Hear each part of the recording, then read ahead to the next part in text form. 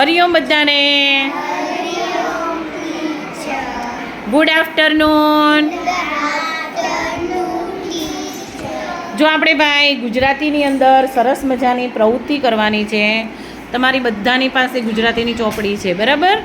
એમાં જુઓ શું કરવાનું છે, તો અક્ષર શોધી તેના ફરતે આપણે ગોળ રાઉન્ડ કરવાનું છે ભાઈ. તો સૌથી પહેલાં શું લખેલું છે? કયો મૂળાક્ષર લખેલો છે? મ. શું લખેલું છે? મ.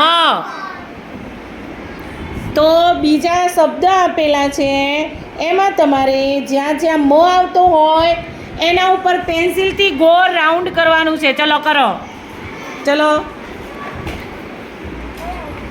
હાલો હાલો. જ્યાં મ આવતો હોય ત્યાં તમારે ગોળ રાઉન્ડ કરવાનું છે. વેરી ગુડ, સરસ.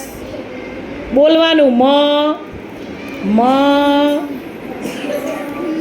છેલ્લો કયો શબ્દ છે? મ. છેલ્લો કયો શબ્દ? મમરા. તેમાં બે મ આવશે ને? ચલો, બધાને થઈ ગયો? ચલો, નીચે કયો મૂળાક્ષર છે? ગ. ચલો ભાઈ, જ્યાં જ્યાં ગ આવતો હોય ને ગોળ કરવા માંડો, ઓળખવાના. વેરી ગુડ દેવાંશી બેન, સરસ. જ્યાં જ્યાં ગ આવતો હોય ત્યાં ભાઈ તમારે ગોળ રાઉન્ડ કરવાનું છે. Very good. બધાને થઈ જાય એટલે કહેજો ઓકે. બધાને થઈ ગયો? માહી બેન થઈ ગયો? એ બીજી લીટીમાં જ કરવાનું છે, બધામાં નહીં. ગની સામે જે લાઈન હોય એમાં જ ગ ઉપર કરવાનું છે. ચલો, હવે ત્રીજો મૂળાક્ષર ન.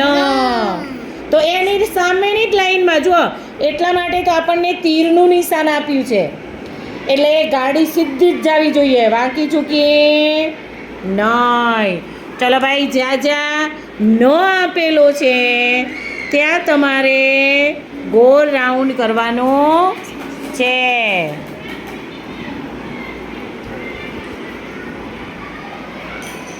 Very good. ઓકે માહી બેન, લખાઈ ગયું ગ ઉપર? ગ ઉપર કે ન ઉપર? તો મેં ગ બોલી તોય તમે હા બોલ્યા. શાના ઉપર ગોળ કર્યું તમે? ન ઉપર. Very good. ચલો, છેલ્લો મૂળાક્ષર કયો ભાઈ? ચલો, જ ઉપર ગોળ રાઉન્ડ કરો. માહી બેન, છેલ્લી લાઈન, હાવ છેલ્લી, નીચે નહીં.